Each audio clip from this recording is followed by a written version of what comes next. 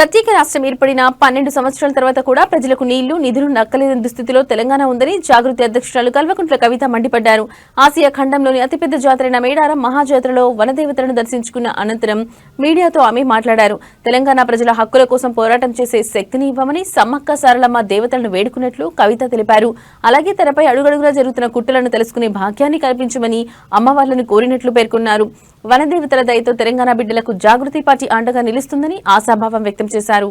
ఏదైతే నీళ్లు నిధులు నియామకాలు తెలంగాణ ప్రజలకు 12 సంవత్సరాల తర్వాత కూడా దక్కలేదో ఆ వాటా కోసం పోరాటం చేస్తాం. ఏదైతే ఆత్మగౌరవం ఏదైతే సామాజిక న్యాయం మన బిడ్డలకు దక్కలేదో దానికోసం పోరాటం చేస్తాం.